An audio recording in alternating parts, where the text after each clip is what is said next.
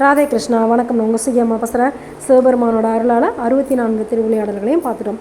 இன்றைக்கி என்ன பார்க்க போகிறோம் அப்படின்னாக்கா, என்னை யோசிக்க வச்ச சில விஷயங்களை பற்றி உங்கள் கூட ஷேர் பண்ணிக்க போகிறேன். சிவபுராணத்தில் நம்மளுடைய மாணிக்க வாசகர் சொல்வார், பொல்லா வினையேன் புகழுமாறு ஒன்றறியேன், புல்லாகி பூடாய் புழுவாய் மரமாகி பல்விருகமாகி பறவையாய் பாம்பாகி கல்லாய் மனிதராய் பேயாய் கணங்களாய் வல் அசுரராகி முனிவராய் தேவராய் செல்லா நின்ற இத்தாவர சங்கமத்துள் எல்லா பிறப்பும் பிறந்து இழைத்தேன், எம்பெருமான் மெய்யே உன் பொன்னடிகள் கண்டு இன்று வீடுற்றேன் அப்படின்னு சொல்லிட்டு நம்மளுடைய மாணிக்க வாசகர் பெருமான் சொல்லியிருக்காரு. இதில் என்னை யோசிக்க வச்ச விஷயம் என்ன அப்படின்னாக்கா, நம்மளுடைய வியாசர் சொல்லியிருக்காரு தேவி பாகவதத்தில், அதாவது 21 பிறவிக்கு அப்புறமேட்டு மறுபடியும் நம்ம இதே மனித உடல் தான் எடுப்போம் அப்படின்னு சொல்லிட்டு.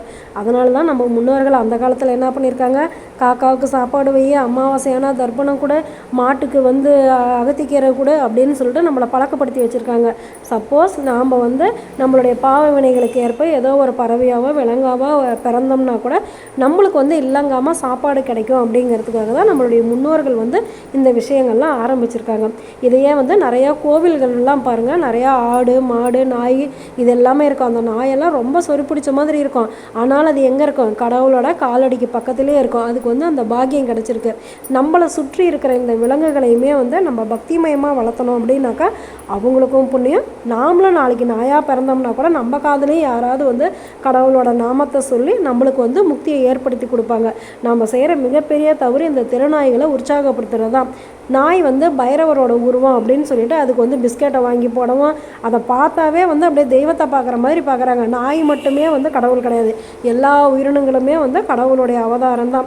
அந்த நாய் என்ன பண்ணுது, அவங்களாம் பிஸ்கட் போட்டு பழக்கிறதுனால அடுத்தவங்ககிட்டையுமே அதை எதிர்பார்க்குது, இவங்க நம்மளுக்கு ஏதாவது போடுவாங்க அப்படின்னு சொல்லிட்டு. அப்படி அதை எதிர்பார்த்து அவங்க மேலே பாயும் போது தான் அது அவங்கள கடிக்க செய்யுது. இந்த மாதிரி நாய் தப்பு பண்ணுறதுக்கு கூட நாம் காரணமாக இருக்கோம். நம்ம வீட்டு குழந்தைங்க தப்பு செஞ்சாக்கா நாம் அவங்கள எப்படி திட்டுறோம் அடிக்கிறோமோ அதே மாதிரி நம்மளை சுற்றி இருக்கிற விலங்குகளை சரியான வழிக்கு பயன்படுத்தணும் அப்படின்னாக்கா நம்ம அதை திட்டுறதுனாலையோ அடிக்கிறதுனாலே தப்பு கிடையாது.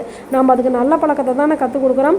நம்ம எந்த உயிரினங்களுக்கும் சாப்பாடு கொடுக்கும்போது ராமா ராமா அப்படின்னு சொல்லி கடவுளோட பேரை சொல்லி அதுக்கு உணவு கொடுத்தோம் அப்படின்னாக்கா நாம அதோட காதில் பட்டு அதை அந்த உணவை சாப்பிடும்போது அதோடைய பாவம் நீங்குது.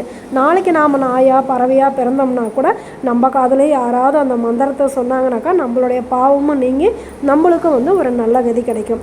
இது ஒருத்தரால் மட்டும் திருத்த முடியாது, எல்லாரும் சேர்ந்தால் தான் இந்த அமைப்பை மாற்ற முடியும் அப்படிங்கிறது என்னுடைய யோசனை. உங்களுக்கு இந்த யோசனை பிடிச்சிருக்கோம் அப்படின்னு சொல்லி நினைக்கிறேன். நல்லது நினைப்போம், நல்லதே நடக்கும், ஆனந்தமாக இருப்போம். Okay, bye. ராதே கிருஷ்ணா.